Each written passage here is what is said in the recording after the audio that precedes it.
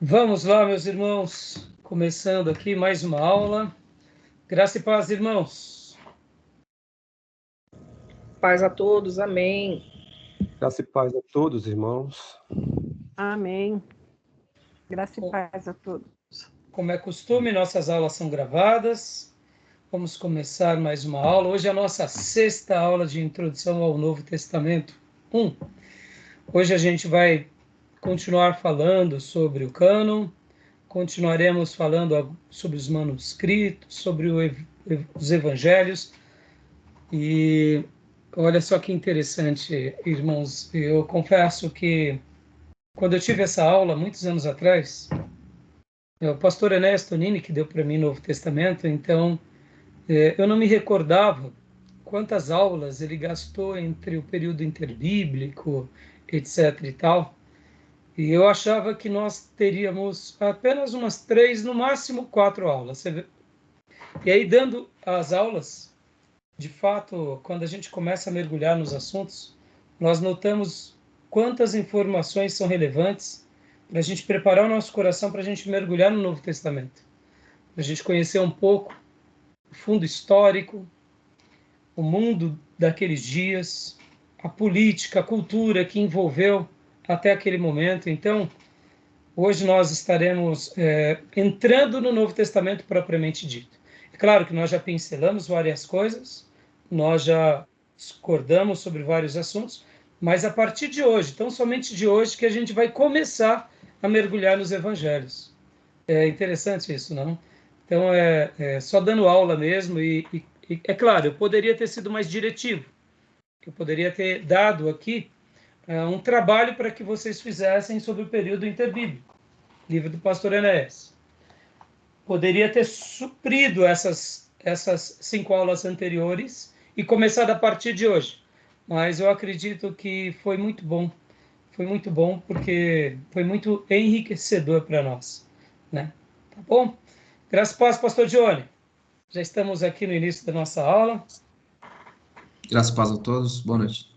Joia, boa noite. Como é costume, irmãos, nossas aulas são gravadas para que vocês possam utilizar depois e futuramente a gente possa até usar em classes em EAD, tá bom? Então vamos lá. Como é costume, eu sempre gosto de ler um texto bíblico e eu quero ler um texto muito especial, que é o texto de Hebreus, capítulo de número 4, versículo de número 12. Hebreus 4, 12.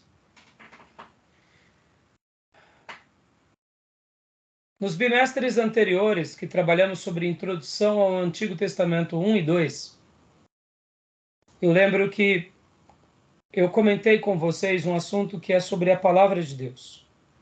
Que a Bíblia, ela é a palavra de Deus. Mas Deus é muito maior do que a Bíblia.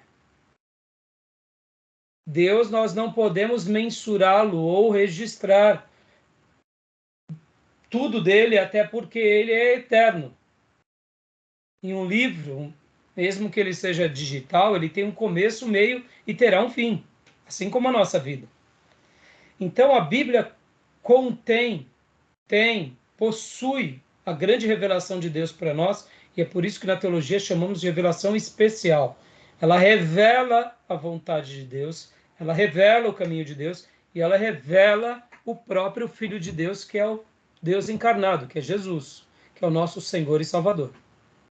Mas eu quero ler esse texto aqui, do versículo 12, do capítulo 4, e o versículo 13, porque eu quero que o seu coração seja desafiado a sempre lembrar disso.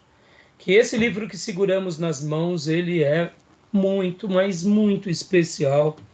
E durante toda a história da revelação de Deus ao homem, do jardim do Éden, a última alma que ouvirá sobre Jesus, até o grande dia do julgamento de todas as pessoas, saibam disso, o diabo sempre tentará alterar a palavra de Deus e a revelação de Deus ao homem. Lembrem disso, nós estamos numa batalha imensa entre as trevas e o reino de Deus. E o grande propósito do inferno é anular a revelação de Deus, é anular que o ser humano conheça a Deus e é anular a palavra de Deus. Ou tentar, quando não consegue anular, ele vai tentar distorcer. Foi assim desde que o homem é homem. Podem ver que lá no Jardim do Éden, o homem e a mulher eles eram perfeitos e sábios e competentes e caíram no engodo do diabo. Quem dera a nós, homens e geração caída. Se nós não estivermos debaixo do sangue do Cordeiro e da graça de Deus, o inimigo ele será muito mais astuto. Mas é por essa razão que a Bíblia também é o manual de Deus para nós, para a gente poder saber da vontade de Deus e também conhecer sobre o nosso arqui-inimigo e como ele atua. Então, eu quero ler esse versículo porque, irmãos, hoje a gente vai estar falando bastante sobre os manuscritos sagrados, sobre os códices, e vamos entrar um pouco na questão dos Jesus históricos, vamos falar também um pouco sobre os evangelhos. Então, é maravilhoso quando a gente começa a ter essa perspectiva de que esse livro sagrado é o livro de Deus. Contém a palavra de Deus, a revelação de Deus, e ele é infalível, inerrante, ele se basta. Então, quando a gente tem essa perspectiva sobre esse livro, tudo o que vem querendo anular, alterá-lo, distorcê-lo, nós já sabemos de uma coisa: sempre haverá o dedo do diabo. Mesmo que seja um diabo com roupagem inteligente e científico. Tá bom, meus irmãos? E aqui faço até um acréscimo. Teologia liberal. Tenha dúvida. Tem o dedo dos gadarenos, tem os dedos dos gerasenos, tá bom? Só que vem revestido como ciência, vem revestido como academia, né? Então, não tenha dúvida. A gente vai, hoje, enquanto eu pensava na nossa aula e trabalhava na nossa aula, eu fazia essa pergunta para mim: por que os liberais, durante toda a sua história, eles sempre tiveram um ímpeto querendo negar a Bíblia? E a grande afirmação que veio ao meu coração foi essa. É porque, de fato, de uma forma direta ou indireta, o diabo está usando o sofisma humano, o intelecto humano, para deturpar a palavra de Deus. Porque quando nós formos trabalhar no Evangelho de Mateus, no Evangelho de Marcos, Lucas e João, vocês vão ver que as escolas de alta crítica sempre vão questionar a autoria, sempre vão questionar a composição, sempre vão questionar a data. E eu digo, como pode um teólogo, em nome de Deus, negar a revelação de Deus? Para mim, são os gadarenos contemporâneos, tá bom? É uma discussão teológica, a gente não pode desconsiderar.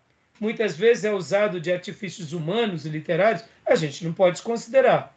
Mas uma coisa eu digo, irmãos, eles arrazoam tanto sobre essas questões, mas eles também não valorizam as dúvidas deles, dizendo, olha, tudo que a história da igreja, os pais da igreja fizeram, registraram, pode ser também tão verdadeiro quanto. Ou seja, eles destacam as dúvidas, eles desconstroem a história, mas eles não afirmam a história. Estão entendendo o que eu quero dizer? Eles tentam desconstruir, tentam invalidar, tentam negar as autorias, porque, querendo ou não, se em nome da ciência e em nome da academia você consegue colocar dúvida no coração das pessoas que aquilo de fato não foi, e quem escreveu não foi quem é dito que escreveu, ou seja, não foi Mateus que escreveu Mateus, não foi Marcos que escreveu Marcos, não foi Lucas que escreveu Lucas, nem João. Foi lá no 2º, 3º século alguém que escreveu. Logo, você coloca dúvidas sobre a revelação de Deus. Ora, não seria muito mais coerente também eles também usarem essa reflexão humana? Para quê? Para validar as tradições, para trabalhar naquilo que realmente trata com importância, mesmo que como documento histórico. Hoje eu vou fazer um comentário aqui sobre o grego koiné na USP, e vocês vão entender bem. Então, lembram, né, que lá em Decápolis havia as 10 cidades, onde a leste do Jordão, onde eram povos gregos aquelas histórias dos Ptolomeus, dos Seleucidas, ali eram o povo helênico que se misturou, os judeus helenizados. Por isso que eles comiam porco. É ali que ficam os gerazenos, os gadarenos. É ali que tem a história no Novo Testamento daqueles que viviam possuídos pelos demônios. Estão entendendo? Jesus expulsa aqueles demônios daquele gadareno. Então, na realidade, na minha perspectiva, essas ciências têm uma influência dos gadarenos, tá bom, meu irmão? Detalhe, dos gadarenos que não foram libertos, porque o gadareno liberto iria honrar a tradição, tá bom? Bom, vamos agora ao texto bíblico. Alguém achou? Quem quiser ler, Hebreus 4, 12, 13? Pois a palavra de Deus é viva e eficaz, e mais afiada que qualquer espada de 2 gumes. Ela penetra até o ponto de dividir alma e espírito, juntas e medulas, e julga os pensamentos e intenções do coração. Nada em toda a criação está oculto aos olhos de Deus. Tudo está descoberto e exposto diante dos olhos daquele a quem havemos de prestar contas. Aleluia. A palavra, ela é viva, ela é eficaz. Se essas escolas liberais gastassem um tempo buscando essa vivacidade e essa eficácia, com certeza jamais gerariam dúvidas nas pessoas. Porque a dúvida, num primeiro momento, ela é até legítima. Mas o problema é quando nós afirmamos apenas as dúvidas e não afirmamos as outras coisas como as verdades. Uma última colocação aqui, irmãos. Quando alguém diz que Deus não existe e eles tentam, em nome da ciência, justificar e negar a existência de Deus, é uma afirmação tão tola, porque eu poderia também dizer para eles o oposto dessa afirmação. Porque eles pedem para que nós provássemos a eles a existência de Deus. Mas nós também podemos pedir para eles provar a não existência de Deus. Ou seja, em nome da ciência, muitas vezes o diabo, por isso que eu falo que são discípulos dos gadarenos, eles não afirmam aquilo que de fato foi benéfico e foi transformador na história da humanidade. Podem ver que até mesmo nomenclaturas como depois de Cristo e antes de Cristo, eles tentam mudar. Pode ver que nas literaturas mais modernas, agora não é antes de Cristo, é antes da Era Comum e depois da Era Comum. Por que tentar mudar uma datação como essa? Simplesmente para falar que o mundo é laico? Ora, irmãos, Cristo é um fato. Percebam que sempre vai ter alguma coisa ou querendo negar a existência, ou querendo negar a pessoa, ou querendo negar a revelação. E hoje, nessa aula de hoje, vai ser muito legal, porque esses assuntos do cânon e os assuntos dos manuscritos, a gente realmente, irmãos, tem tanta coisa para a gente aprender. E eu queria deixar aqui nessa introdução, né, esse texto. A palavra de Deus, ela é viva e eficaz. Guardem isso no coração de vocês. Nada no planeta se compara à palavra de Deus. Nem as igrejas, nem o ser humano. Por que eu digo isso? Foi por meio da palavra de Deus que o ser humano foi criado. É por meio da palavra de Deus que a igreja é construída. E aqui, quando eu me refiro à igreja, não estou me referindo às paredes, estou me referindo ao ajuntamento de crentes. Foi por meio da palavra de Deus que tudo aconteceu na nossa vida. Quando nós acreditamos que podem passar céu e terra, que podem se levantar demônios, podem matar pessoas, podem fazer o que for, a palavra de Deus, ela é viva, ela é eficaz. E assim como o profeta Isaías diz, o Senhor cumprirá tudo o que lhe apraz. Ou seja, Deus vai realizar tudo o que ele deseja, porque ninguém consegue deter o Senhor. Amém? Amém. Deixo essa breve introdução aos irmãos. Vamos lá, meus irmãos. E hoje, né, eu quero fazer uma breve retrospectiva aqui com vocês. Na semana passada nós falamos sobre o cânon do Novo Testamento. E eu quero até compartilhar com vocês novamente parte daquele slide para a gente ler rapidamente aqui. Eu vou compartilhar com vocês.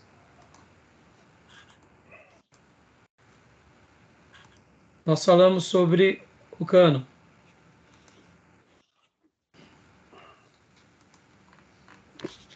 Cânon do Novo Testamento.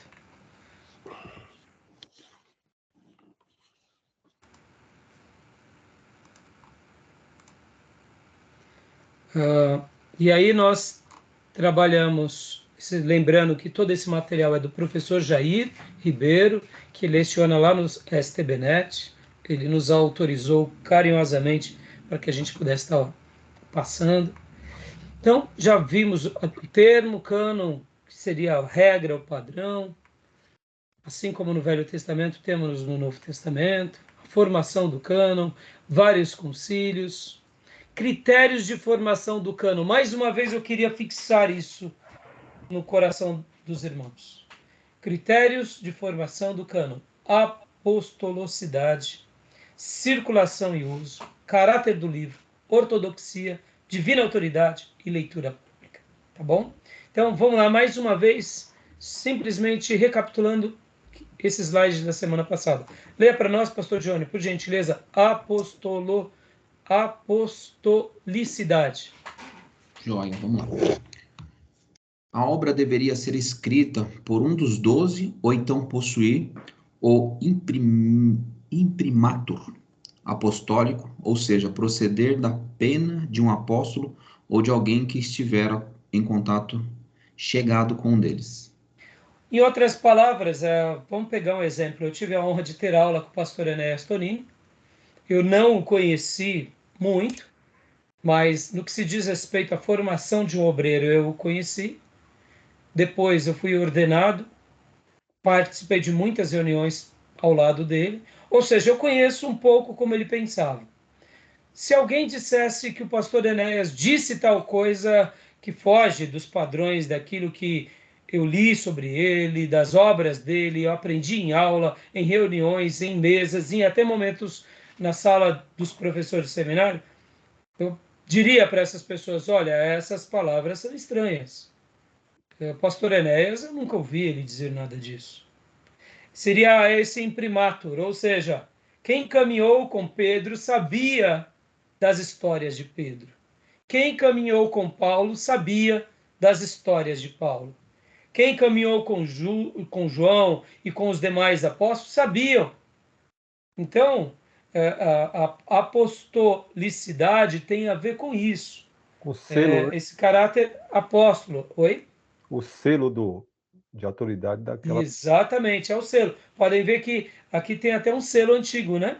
Podem ver que aqui você nota nessa imagem que aqui temos uma cera e temos aqui um significado que era algo usado apenas pelos reis ou pelos líderes de certos setores. Isso ia nas cartas, não tinha como abrir a carta sem quebrar o selo ou sem rasgar a carta. Então, era o imprimatur, né? Era digital apostólico. Ou tinha a autoridade dele, ou era validado por ele.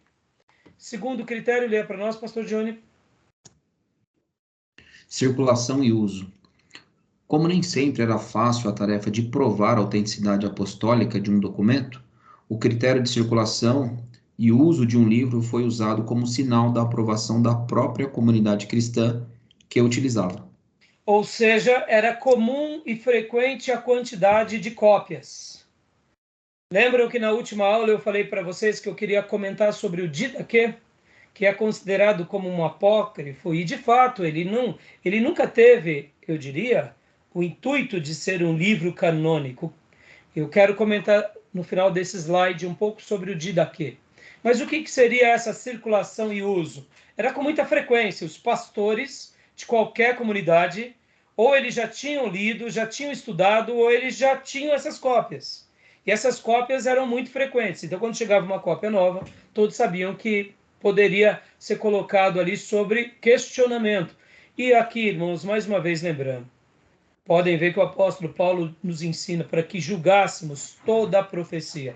E ali profecia poderia ser olhado de duas formas: questionar o profeta que estava profetizando em nome de Deus e a profecia que aquele pregador estava lendo. Ou seja, quando Jesus pega na sinagoga de Nazaré ou de Cafarnaum e ali ele lê o texto de Isaías, lá em Lucas capítulo 4, e ele faz ali aquele comentário a respeito dessa porção, nós sabemos claramente que, de fato, esse, vamos dizer assim, a sinagoga, quer ver aqui? Ele foi para Nazaré, e é a sinagoga de Nazaré. Então, o que acontece? Ele leu Isaías, ele estava lendo Isaías 61, e ele começa a discorrer sobre aquilo. Ou seja, o pregador, aquele que estava ensinando, você tinha que julgar a profecia que esse homem estava lendo ou interpretando. E era isso que faziam os bereanos. Então, toda a circulação de livros que chegavam, de cartas que chegavam, mesmo que tinham uma aparente autenticidade, era colocado sobre critérios de julgamento. E aqui, irmãos, é algo que a gente tem que fazer o tempo todo. Precisamos julgar. Não julgar como juízes, mas como avaliadores, como critério, como avaliação. Essa ideia de que não critique nada, não, isso é bobeira. A crítica faz parte. A gente tem que aprender a usar isso na nossa vida toda. O que é criticar, propriamente dito? É separar uma coisa da outra. É que a crítica ela virou um termo pejorativo de negação. Eu sei que a crítica tem essa característica quando alguém fala, pare de me criticar. Mas uma pessoa mais esclarecida, ela vai fazer das críticas que lhe são dadas um instrumento de melhoria, um instrumento de aperfeiçoamento. Tanto é que entre as grandes empresas japonesas, eles têm um método de avaliação e de crescimento contínuo. Eu aprendi isso fazendo meu MBA lá na FGV, que é o sistema Kaizen. O que é a Kaizen? Tanto a Toyota, quanto a Honda, quanto a grande maioria das empresas e multinacionais japonesas, de qualquer setor, e bancos, etc. e tal, porque eles têm dentro do critério deles um critério de aperfeiçoamento sempre muito elevado, porque eles dizem que o que é Kaizen, essa máxima, essa ideia, é aperfeiçoamento contínuo e constante. Não há nada que já não seja tão bom que não possa ser melhorado, ampliado, potencializado. E é por essa razão que até hoje nós aprendemos com a cultura japonesa e vendo os japoneses como uma ilha tão pequena, quantidade de habitantes tão pouco, a potência que eles são no mundo. Por quê? Sistema de aprimoramento. Eu me lembro que eu estava no clube onde eu jogo tênis e eu falava com o pai de um amigo, né, que joga lá conosco. Ele falava assim, sabe, Raimundo, o que muda o japonês do brasileiro é porque o japonês ele sempre procura aquilo que faz ele melhorar. Nós tentamos melhorar o tempo todo e o que vai mais nos acrescentar. Ali num diálogo simples, enquanto falávamos e conversávamos, o que ele estava dizendo, ele estava falando o seguinte, olha, a gente tem a filosofia do Kaizen, aperfeiçoamento constante e contínuo. Então, irmãos, isso é muito importante para a nossa vida. Busquem sempre se aperfeiçoar, questionem, critiquem, aceitem a crítica, mesmo de oponentes. Porque mesmo um oponente ele pode estar fazendo com que você enxergue algo que você não enxergava. E só uma pessoa ensinável passa por isso. E o apóstolo Paulo, ele ensinava muito para que nós julgássemos. Em outras palavras, tenham um senso crítico muito elevado, tá bom? Joia, meus irmãos. Continuando o caráter do livro, leia para nós. Pastor Johnny, por favor. Vamos lá, caráter do livro. Alguns documentos, embora não contrariavam os padrões ortodoxos da igreja em si mesmos, apresentavam seu conteúdo na forma de ficção, o que o tornava inaceitável para seu uso nas comunidades cristãs. Joia, como a gente já viu alguns exemplos, e vocês vão conhecer muitos apócrifos, tá bom? Quarto critério. Ortodoxia. O mais importante dos critérios utilizados para a eleição de um documento, que deveria estar livre do ensino de mestres hereges, que frequentemente levavam os cristãos a abandonarem a fé. Em outras palavras, está dentro da nossa proposta como igreja, está dentro dos nossos padrões espirituais, está dentro da nossa moralidade, está dentro da nossa ética, está dentro da nossa tradição. E isso, em outras palavras, é a ortodoxia, para que eles julgassem e avaliassem. E, quinto, por gentileza. Divina autoridade. Alguns livros no Novo Testamento, desde cedo, estavam sendo colocados em pé de igualdade com os do Antigo Testamento, considerados inspirados pelos cristãos e possuidores de divina autoridade. Ou seja, era normal e constante que eles viam nos apóstolos e nos livros que ali eram revelações sagradas. Por isso que eu fiz uma crítica há pouco da escola da alta crítica, da teologia liberal. Irmãos, a igreja primitiva, os 300, 500 primeiros anos, eles não tinham dúvida de que Jesus era Deus encarnado, que os apóstolos foram pessoas que o próprio Senhor Jesus separou e o Espírito Santo de Deus os ungiu para que eles fossem as testemunhas de Jesus, os líderes da igreja primitiva guiados pelo Espírito Santo, os filhos dos apóstolos, sejam eles líderes ou ovelhas, eles eram também encarregados dessa tradição. Não havia dúvida de que Deus estava falando e que a revelação de Deus continuava sendo dada a todos. Não havia vaidade, não havia disputa de poder. Haviam erros, porque eram falhos, tanto os apóstolos quanto os cristãos da igreja primitiva, mas a postura deles na igreja primitiva, no período dos martírios, na igreja da patrística, era muito sólido. Houve heréticos, sim, a gente viu na última aula que realmente teve, sim, Marcion, um herege, mas eles sabiam combater os hereges, eles iam a fundo. Quando tinha uma doutrina nova, uma heresia nova surgindo, deturpando a própria essência do evangelho, como é os gnosticismos, eles rebatiam. Ou seja, irmãos, a divina autoridade era algo crido. E é isso que eu falo.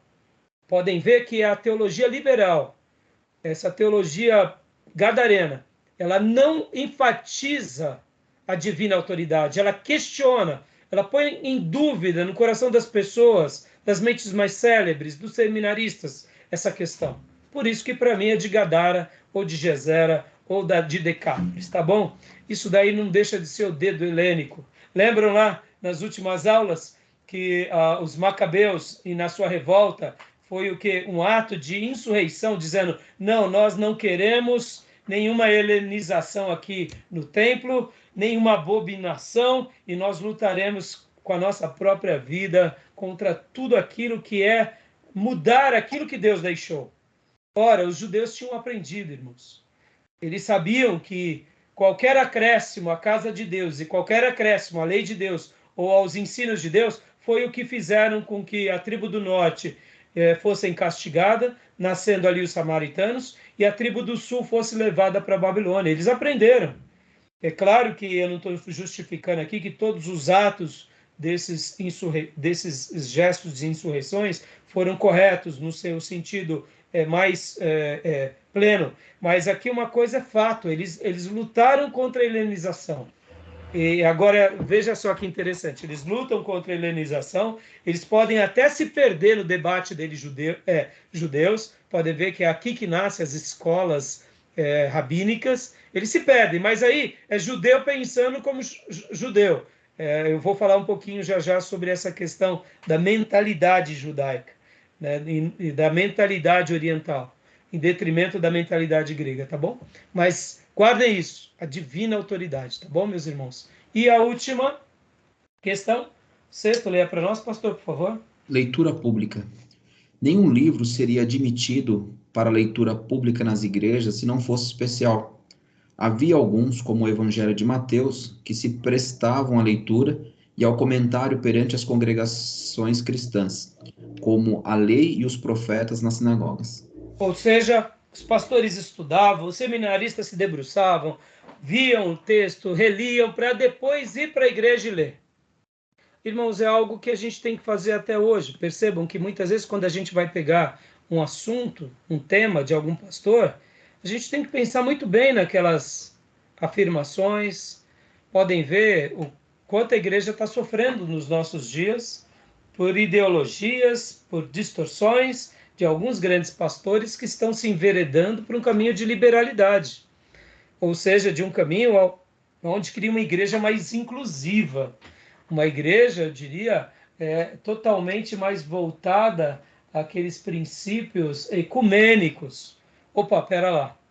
Então, a leitura pública ela era feita depois de um zelo, e aqui a gente percebe o quanto os pastores são incumbidos de uma responsabilidade imensa. E não é somente os pastores, são também os professores ou pregadores. É por isso que lá em Tiago 3, tem um texto muito lindo que eu quero ler para vocês aqui, 3:1, que diz, olha só: meus irmãos, não sejam muitos de vocês mestres, pois vocês sabem que nós, os que ensinamos, seremos julgados com maior rigor. Ora, pastor, Tiago, o irmão de Jesus, um dos pastores da igreja de Jerusalém, está deixando de incentivar para que a gente seja mestre? Ele está falando isso mesmo. Não queiram muitos de vocês. Por quê? Muitos tinham aprendido algumas coisas, estavam querendo ensinar, quando havia a interação e as perguntas se enrolavam mais do que ajudavam.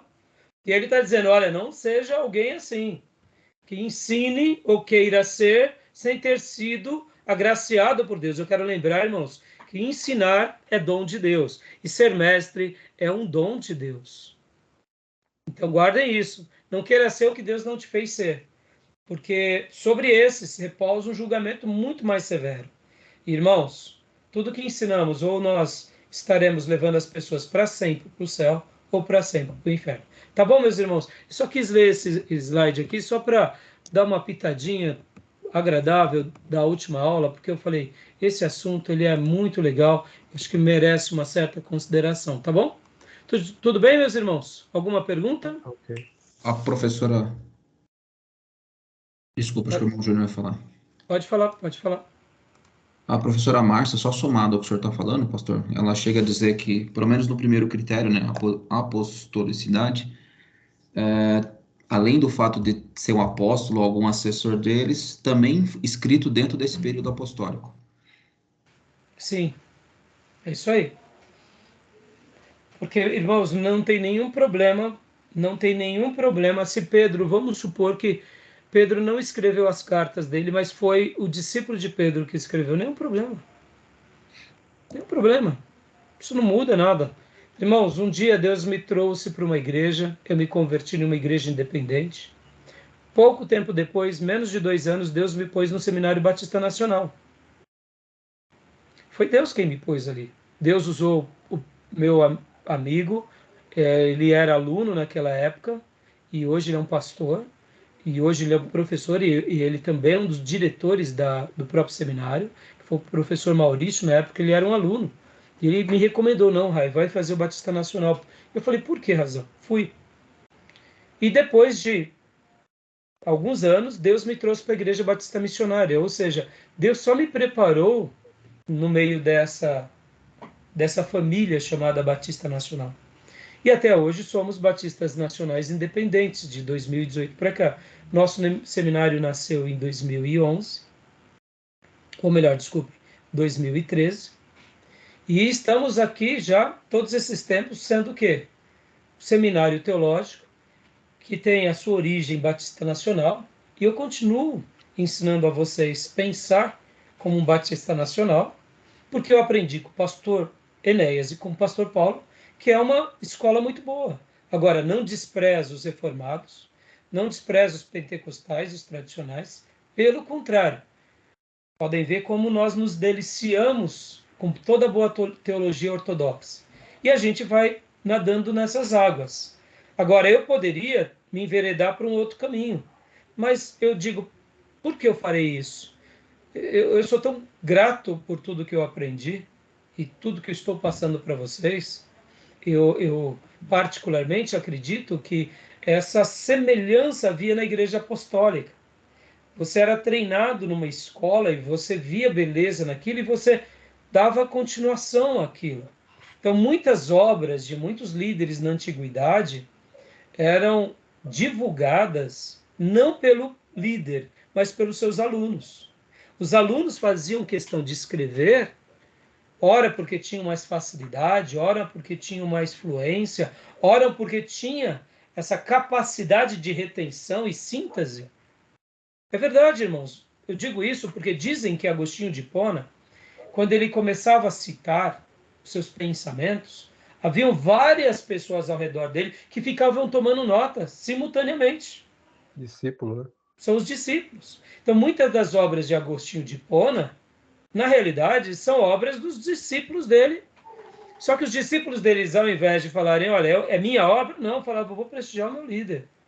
E assim faziam. E é assim que eu vejo que a igreja precisa, inclusive, restaurar isso, né? Porque você vê, irmãos, a igreja apostólica não tinha vaidade. Haviam 12 apóstolos. Matias foi colocado no lugar de Judas. Paulo como 13º. Barnabé como 14º. Silas como 15º. E depois até o próprio Timóteo, possivelmente, era visto como um. Ou seja, não eram somente os 13. Nós vamos estudar isso no Novo Testamento, teologia sistemática. Mas, em diferente da discussão desses apóstolos da igreja primitiva, olha que interessante. Eles não tinham vaidade.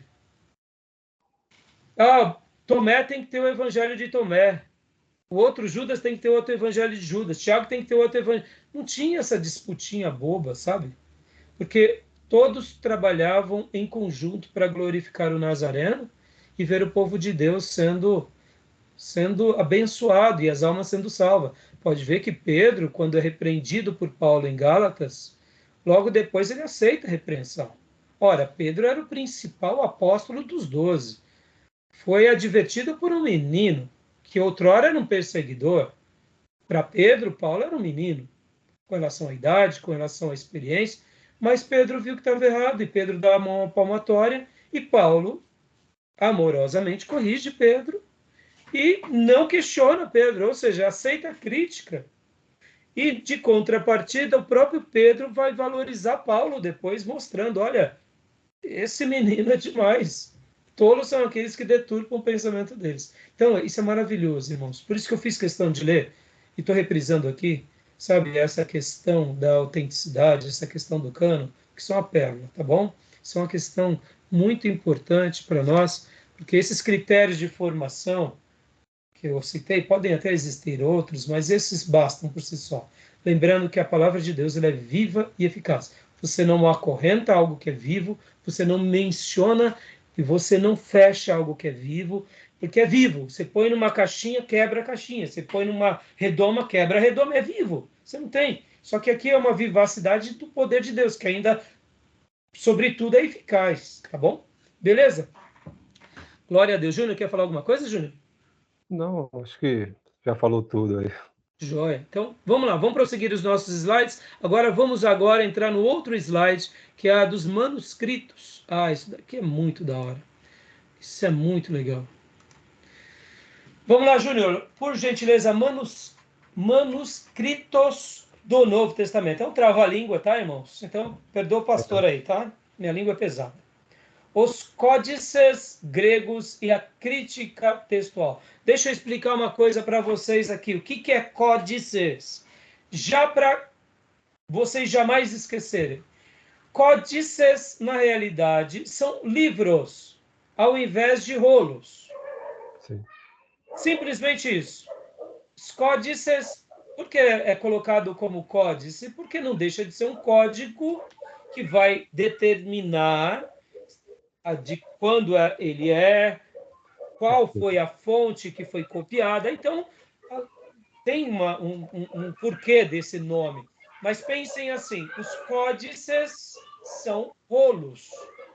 Assim como havia os rolos no Velho Testamento que viravam livros, os códices, ao invés de ficarem em rolos, eles foram feitos literalmente folhas sobre folhas e depois amarradas essas folhas encadernadas. Viravam livros. É o primeiro modelo de um livro, tá bom?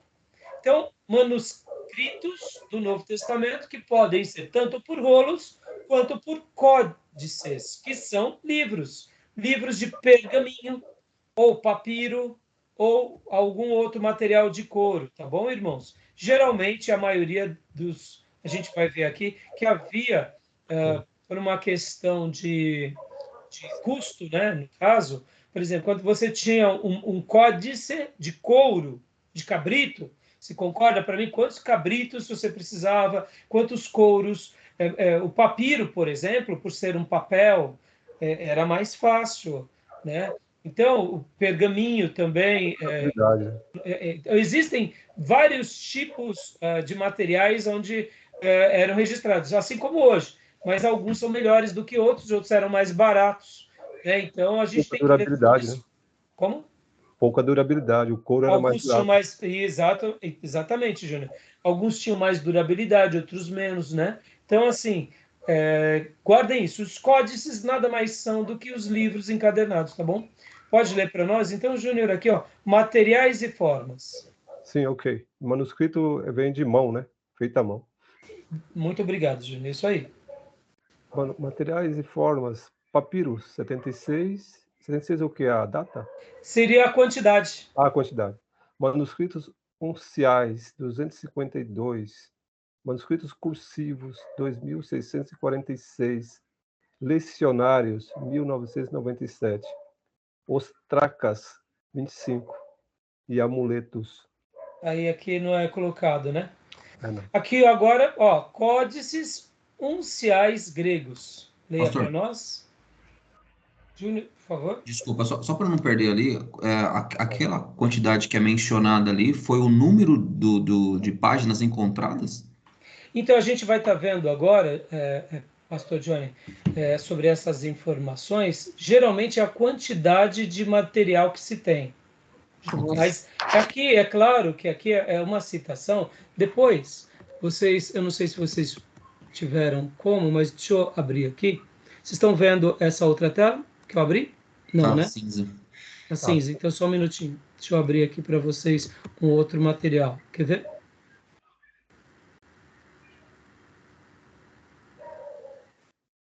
Aqui, ó. O pastor Jair, ele explica melhor tudo isso nesse outro material. Ó, tá? Ok. Está tudo escrito aqui. A gente não está seguindo esse modelo por causa da quantidade de informação, né? É muita informação. Então, por exemplo, aqui ele vai explicar detalhadamente algumas informações sobre isso, assim como nos livros, né? Sim. Porque o que acontece, irmãos? Existem muitos materiais, sabe? Aqui, irmãos, aqui há uma matéria exclusiva sobre crítica textual, entendeu?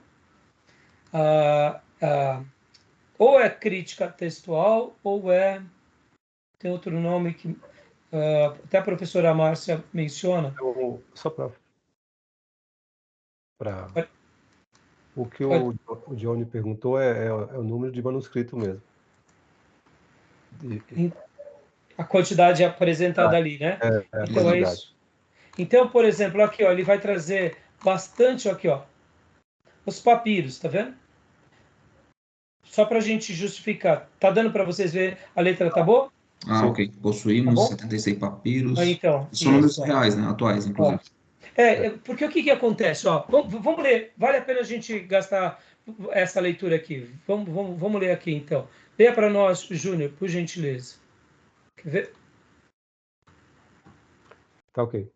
Manuscritos gregos. Os papiros. Entre o século 3 e 7, os manuscritos antigos eram escritos em papiro, ainda que por volta do século 4, a maior parte do mundo, o pergaminho tivesse substituído o papiro. Possuímos 76 papiros que contêm mais de 3/4 do texto do Novo Testamento, com alguma justaposição. Então, dá uma pausa aqui, Júnior, por favor. Ó. Possuímos 76 papiros, ó. Olha que interessante. Entre esses séculos, 1 ao 7, eram escritos em papiro. E depois do século 4 começa o pergaminho. Vai tendo uma mudança na tecnologia, né, irmãos?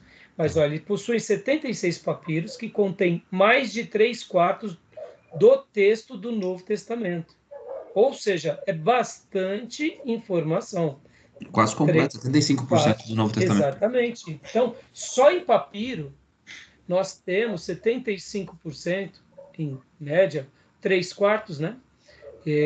Com alguma justaposição, ou seja, se repete aqui ou acolá. Então, você pode ver que na informação anterior que nós tínhamos visto aqui,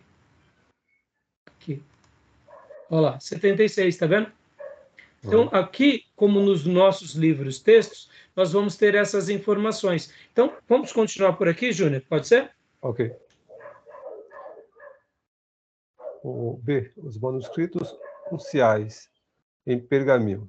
Há 252 manuscritos dessa natureza, pertencente aos séculos 4 a 9. Esses manuscritos foram escritos no que equivale mais ou menos às nossas letras, aspa, maiúsculas.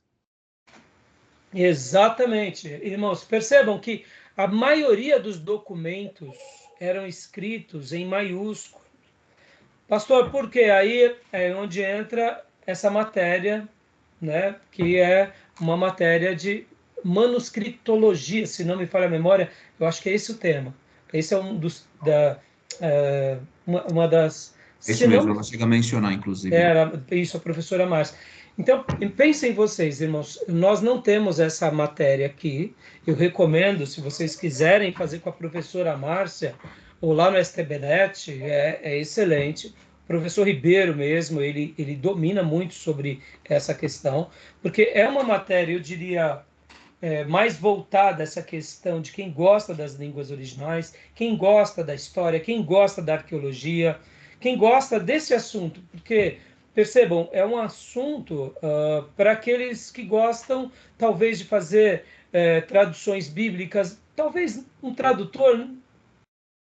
Talvez sim, talvez um tradutor goste desse assunto, porque está dentro da área dele. Olha, tem esse manuscrito aqui que, puxa vida, diz isso, aquilo. No entanto, perceba, no dia a dia da igreja, é um assunto que a gente não vai estar pregando sobre isso, mas para nós, estudiosos, isso daqui é muito importante, entendeu, irmãos? Isso é um assunto aqui, pensem assim, sabe aqueles assuntos, por exemplo, que o príncipe Charles III ele tem que tratar ali com seus filhos, ele tem que tratar ali com os seus netos, são assuntos da corte, da tradição, tem que saber, ali os pastores da igreja, como que é o nome, da igreja Westminster, tem que saber, é coisas pastorais, é coisa das lideranças, mas o povo, em regra, não tem tanta necessidade, a não ser para um curioso, ou para aqueles que querem saber um pouco mais sobre essas questões. Mas, assim, para nós é importante. Por que é importante? Para a gente poder contra-argumentar com os gadarenos. Quem foi os gadarenos que eu apelidei há pouco? Teologia liberal. Irmãos, desculpem, tá? Como eu digo, irmãos, eles fazem um desserviço tão grande para a teologia, tão grande para a igreja, que então eu acho que é um apelido meritório, tá? Ou eles são gerazenos, ou são gadarenos, ou são habitantes de Decápolis, ou quem sabe cristãos helênicos, tá bom? Me permitam. Fala, Júnior, você ia falar alguma coisa? Temos que conviver com eles. Temos, não, e outra, os bichinhos são inteligentes, entendeu? Desculpa, os alunos, os mestres, são inteligentes, irmão. E a gente vai ter que fazer uma lição de casa violenta, para não dizer medonha, para a gente poder dar uma resposta para esse camarada. Porque aquilo lá, irmão, não é porque muitas vezes a pessoa vem na intelectualidade que ele vai ser chongo, entendeu? É uma erudição vã. Exatamente, Júnior. Obrigado, advogado. Você precisa de uma erudição vã. Mas assim, eu me permita aqui, tá?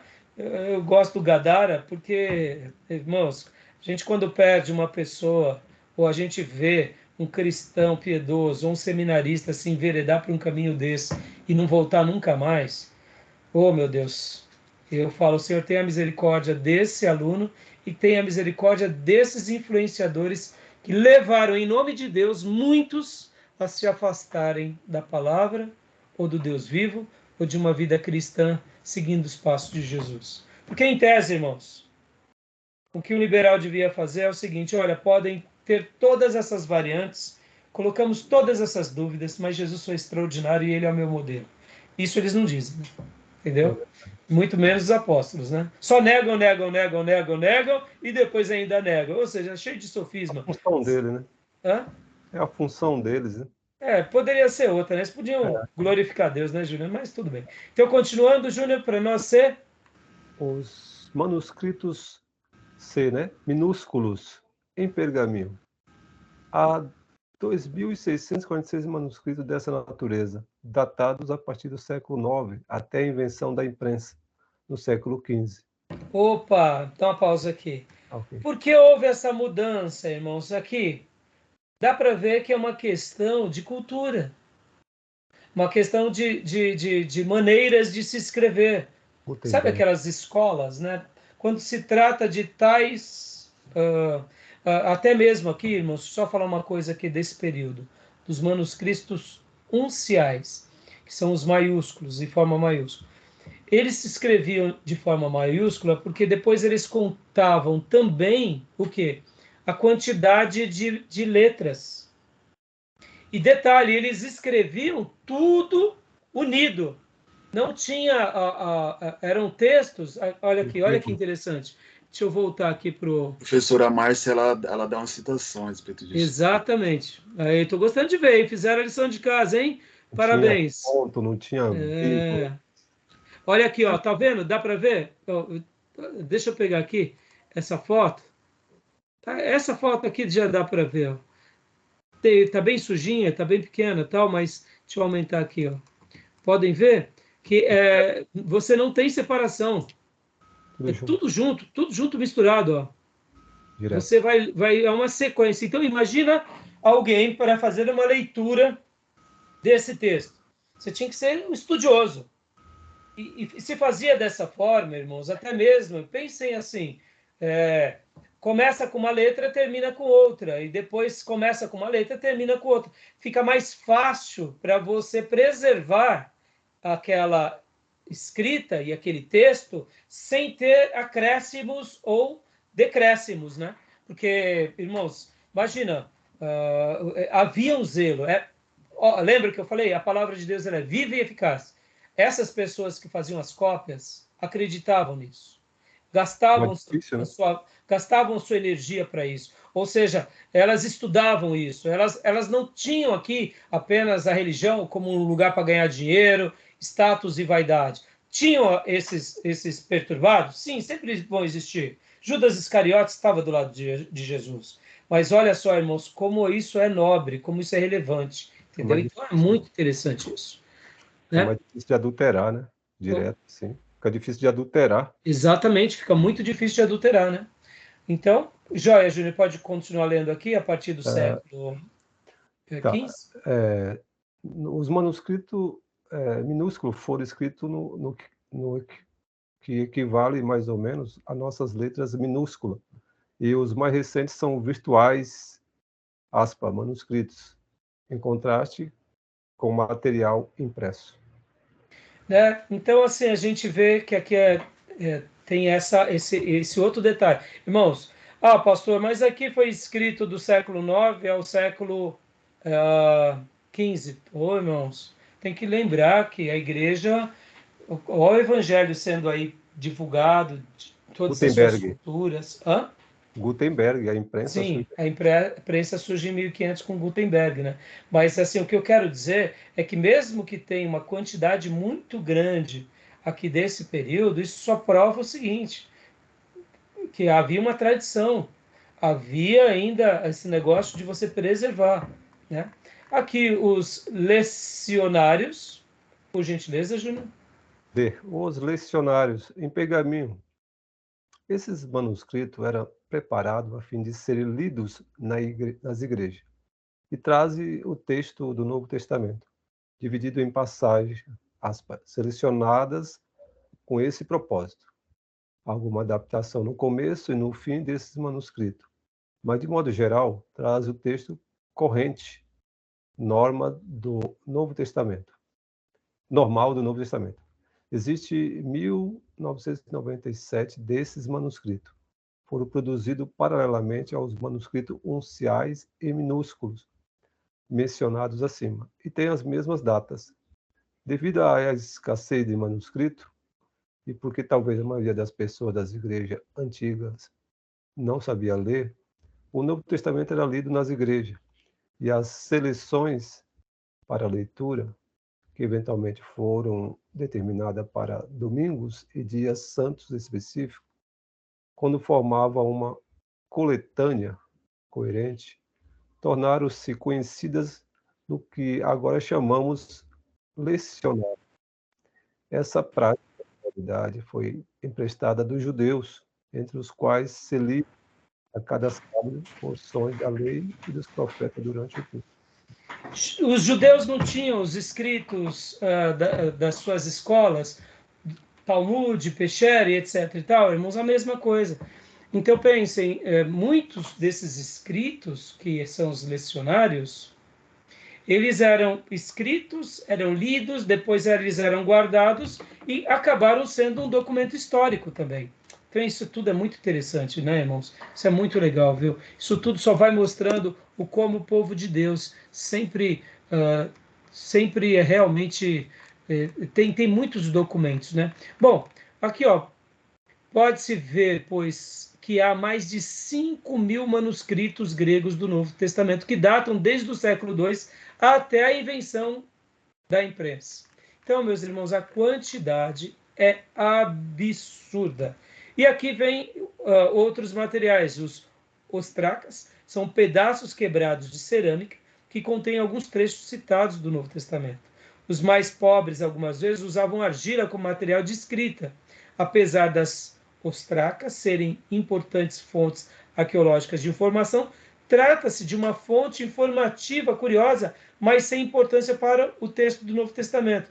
Há apenas 25 delas que contêm breves porções, 6 livros do Novo Testamento. Irmão, parece bobeira isso aqui? Sabe os quadrinhos que a gente tem, que as irmãs gostam?